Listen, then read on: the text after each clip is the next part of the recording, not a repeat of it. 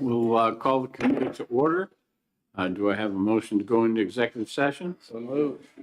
We have a motion and a second to go into executive session. All those in favor say aye. Aye. All those opposed, the ayes have it. First thing I want to take up is your list of bills. We have 384 and 367. I'd like to do those first and then go into House Bill 1 and 2. So we'll take up, I guess numerically, we'll go 367 first. It's a bill, second committee bill, and it has to do with the Education Freedom Account. Motion or discussion? I'll move on to pass. Senator Bradley moves ought to pass, seconded by Senator Ennis. Discussion? All those in favor say aye. Oh, Can we comment? yes, Oh, thank you. I didn't hear anybody or see any hands waved. So I was ready to move on. So I'm not going to be supporting this bill. I think about this in the context of Medicaid, for which we require every individual to redetermine annually, and that's a lower income threshold. The highest income a child can be, which is the highest anybody can be, is 323% of poverty. This bill just doesn't have guardrails on it.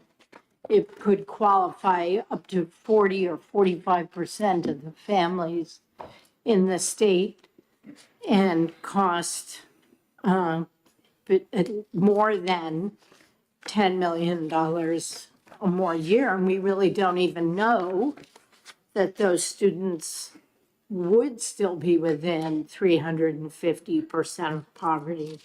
So for those reasons, I'll be voting no. Thank you. Senator D'Alessandro. Thank you, Mr. Chairman. I concur with what Senator Rosenwald had to say. I looked at the statistics as they surfaced from the Department of Education about who took advantage of these free education freedom accounts. And obviously it was the white population. The blacks and Hispanics had very little participation, and they are at the lower end of the spectrum.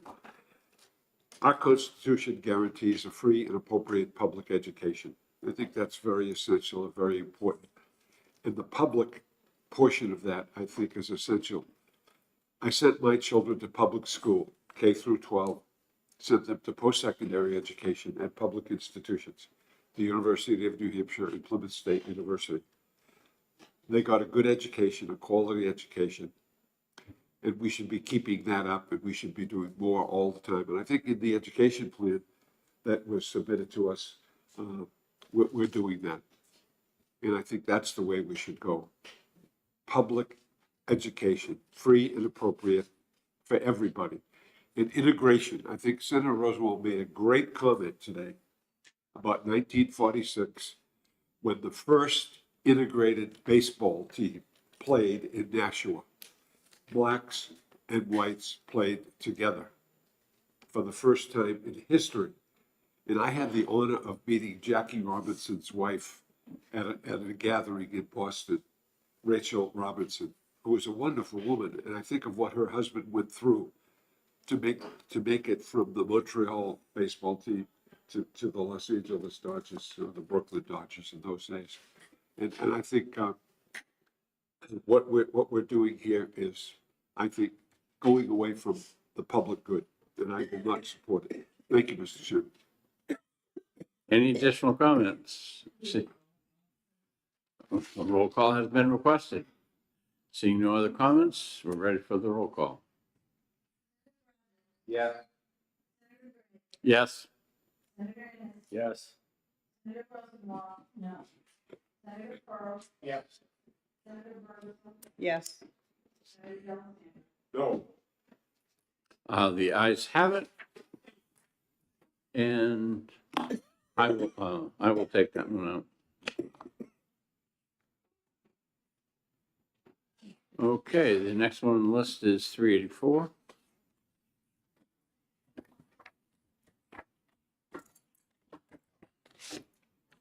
legislative parking garage.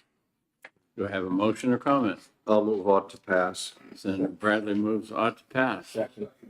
Let's do. Senator D'Alessandro seconds. Further comments?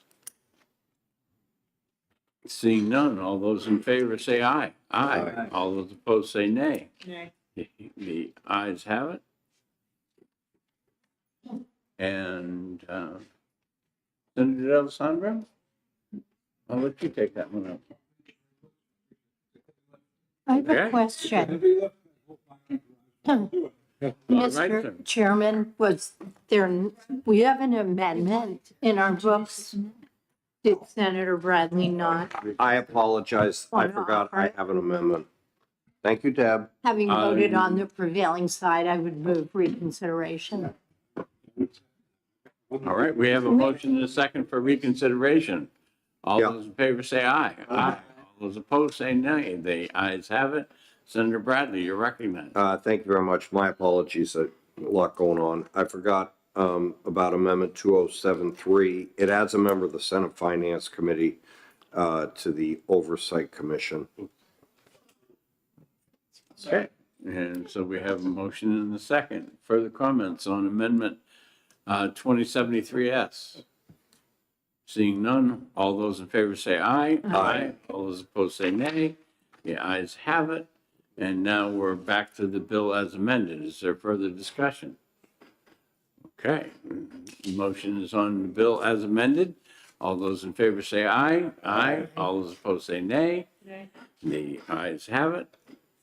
And Senator D'Alessandro will still let you take it up. God help you. I'll carry it. I bet it'll be heavier next week.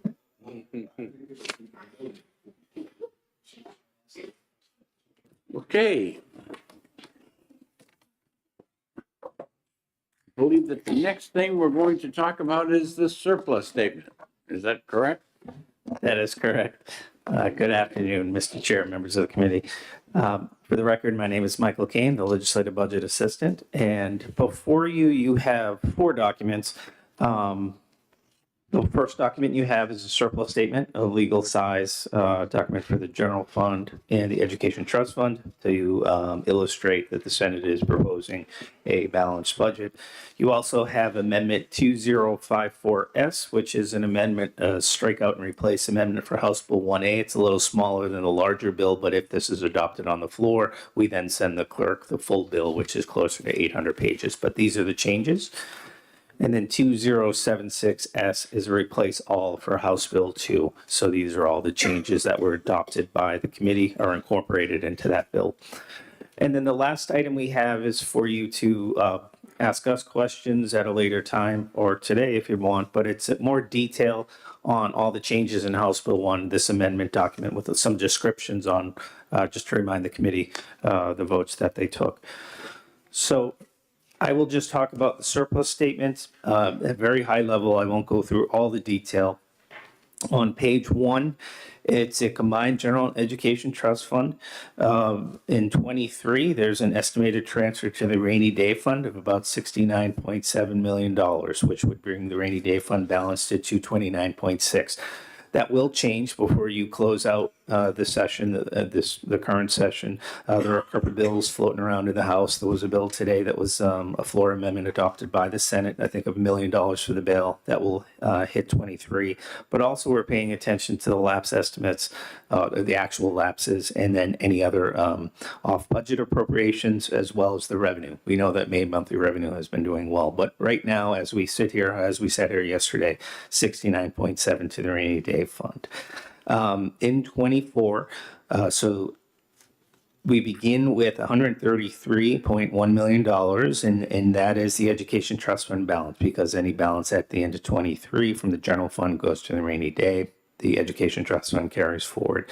$3.19 million in revenues, offset by appropriations of about 3.097, resulting in a cumulative ending balance between both funds of about 229, of which the general fund share is almost 42 million, education trust fund share almost 188 million.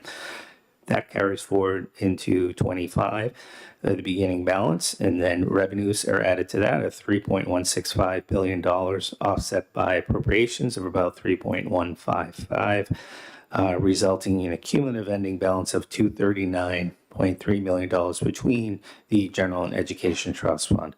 Of that amount, $3 million is the general fund balance. So that would be transferred into the rainy day fund at the end of the biennium, bringing the rainy day fund to a balance of 232.6.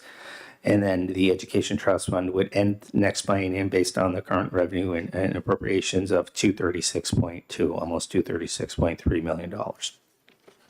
So that's where you are. This illustrates that the Senate's budget proposal is balanced, is a balanced document, a balanced budget. It complies with statute to pass a balanced budget for the general and education trust funds. We'll also post online later the highway fund surplus statement, which will show a positive balance at the end of 25 of about 12.1 million. And then the fish and game fund balance, which will show a positive balance at the end of 25 of about $7.1 million. So the general education trust fund, highway and fish and game are all balanced budget proposals. I'll just kind of go through a couple things and then I'll open up for questions or clarifications. If we turn to page 3, if you wanted to look at general fund only, you can see a summary of the activity between the governor, House, and Senate Finance and how they compare with each other. Obviously, one of the larger decisions that was being discussed on the revenue side was how much of the business taxes to dedicate to the general fund and the education trust fund. So you will see a variance amongst the what the general fund kept amongst those 3 years, and also the appropriations that follow.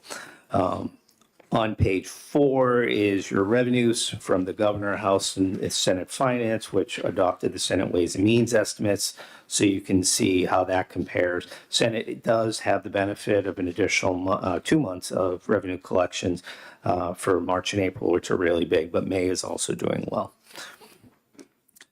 On page 5, 6, 7, and 8, these are what we call appropriation adjustments. The top on page 5, you do have some revenue adjustments, which I talked to briefly relative to the splits between the business taxes and other revenue changes. But you'll also have your appropriation adjustments beginning on line 10 on page 5, going all the way to on page 8, ending on row 147. So it's a pretty large document. The reason is because it accumulates. The governor will have proposals that the House will remove, House will have proposals, the Senate will remove, but we keep everything on there because as you progress with your conversations with the other parties, you'll know where each stood. And then on page 9 is your education trust fund. So if you want to see how the education trust fund looked as it was introduced, recommended by the governor, as the House passed, and as Senate Finance is proposing, you can see where the education trust fund would be at the end of each of those proposals for the biennium. And that's that's most detail I'll go through, but if you have any questions or comments and clarifications, I can answer those. Do the senators have any questions? All right.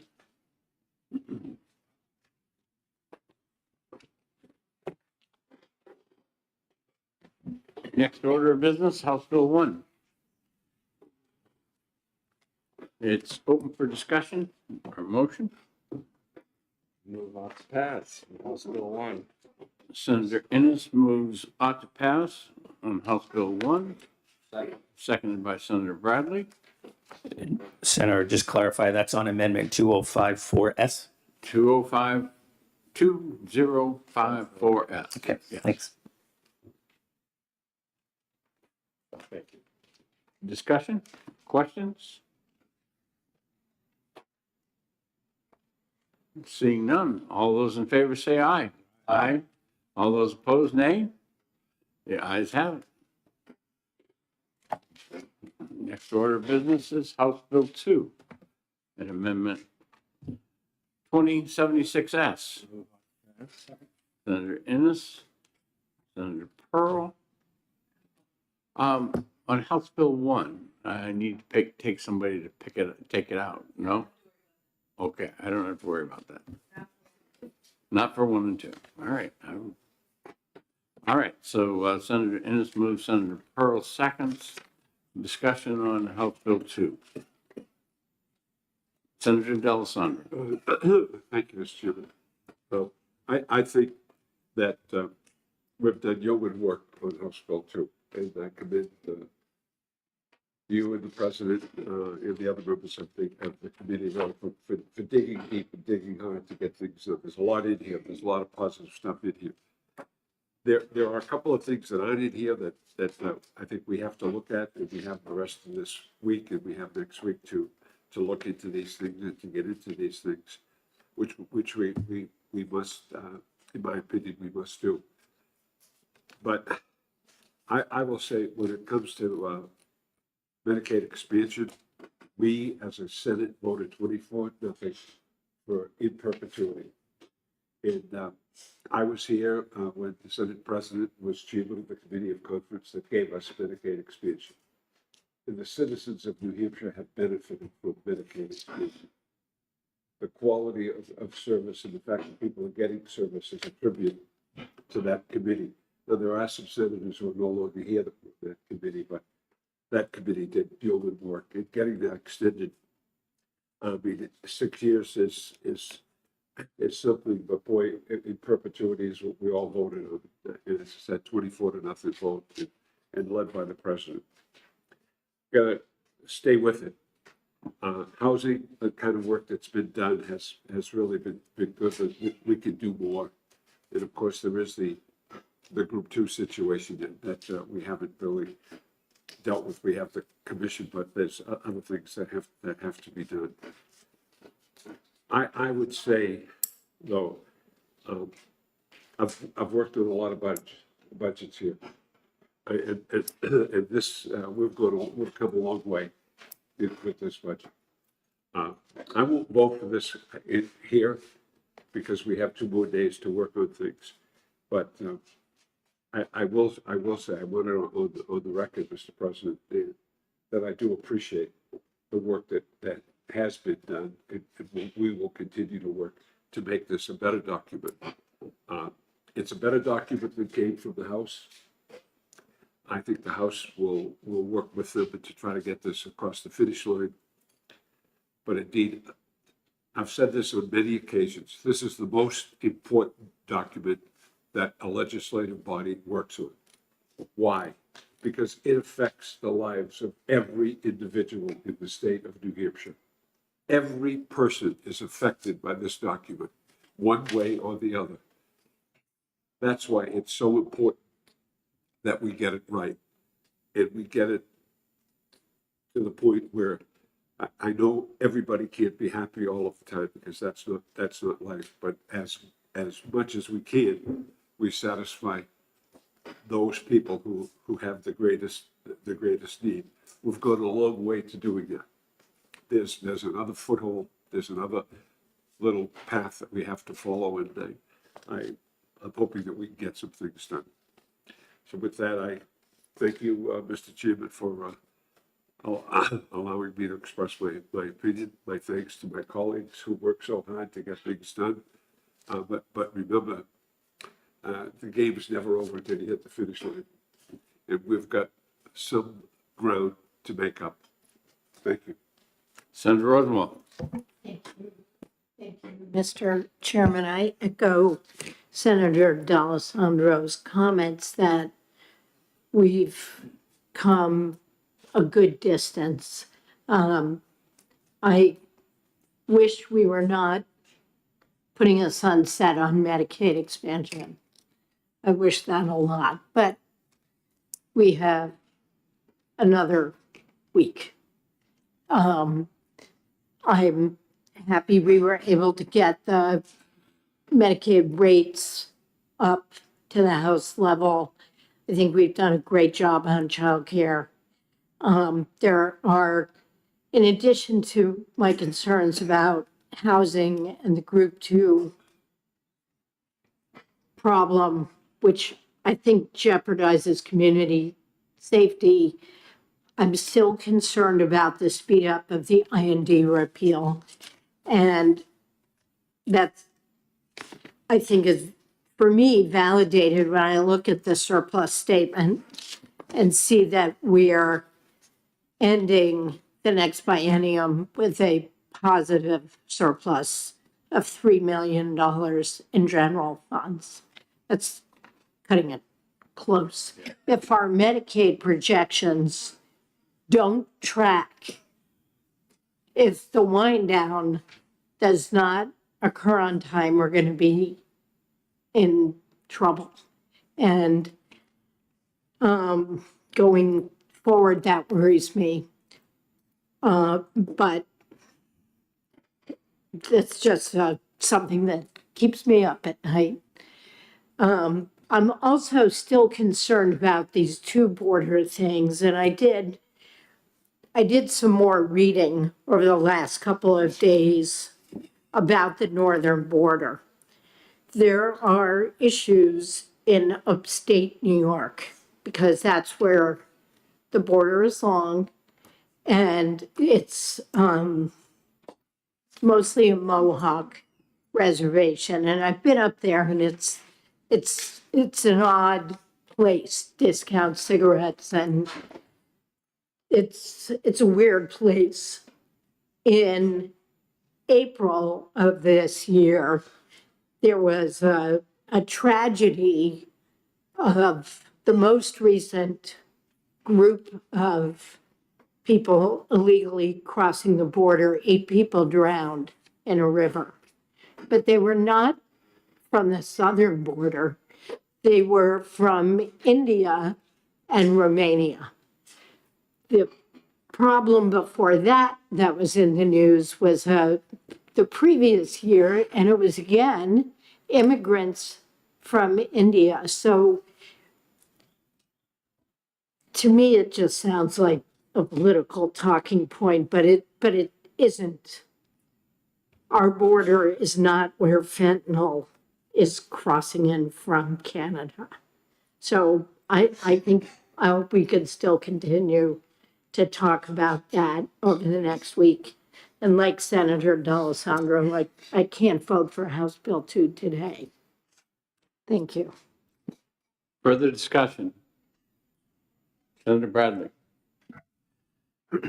Well, I appreciate the appreciation, but appreciation and a no vote is a no vote.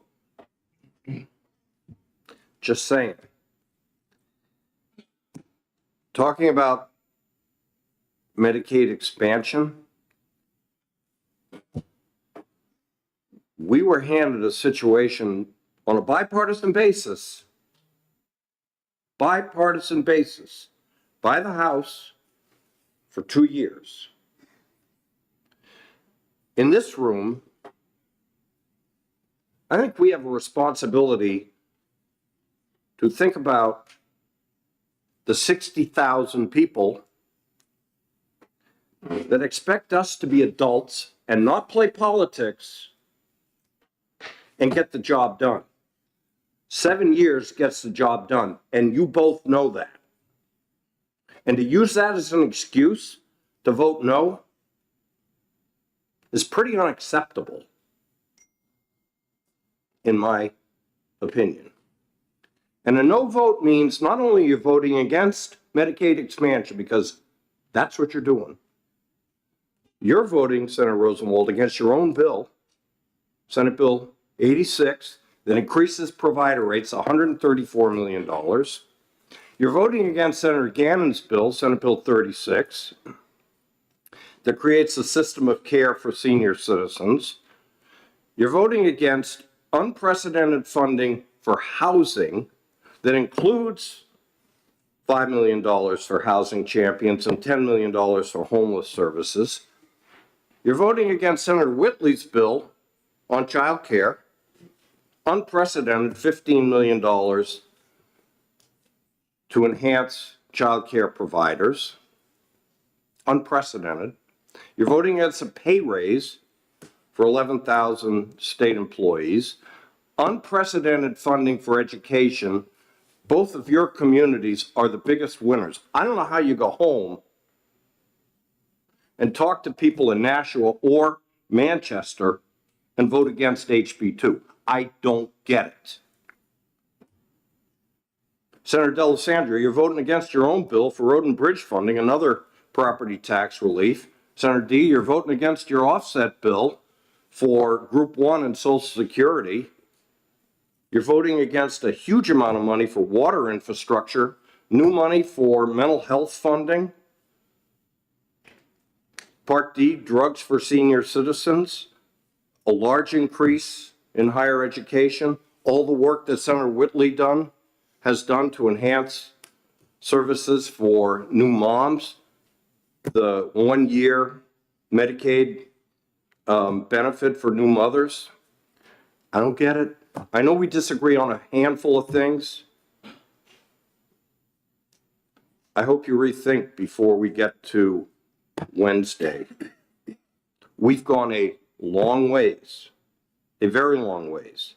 I recognize that you recognize that, but a no vote is a no vote, and that's what you're voting no on. I hope you reconsider when we get to Wednesday. Thank you, Mr. Chair. Further discussion? Seeing none? All those in favor say aye. Aye. All those opposed say nay. The ayes have it. And since I don't have to pick anybody to take that one out, Not of consent. I will take both of. Yeah, If- sure. If the Senate President wants to come down and I'm up there, then he'll have to take them out, huh? Or the Vice Chair of Finance? do that. You know, Yeah, sure. we'll figure that out. I'm here for you. All right. Is there any further business to come before us today? Motion come out of consent. We have a motion to come out of executive session, seconded by several people. All those in favor say aye. Aye. All those opposed, nay. Before we end, Tuesday, 10 o'clock here is the budget briefing. Here, in case it's warm, we wanted the air conditioner. There you go. There you go. Sweet. Okay. Anything else? Our business of the day being complete, we are adjourned.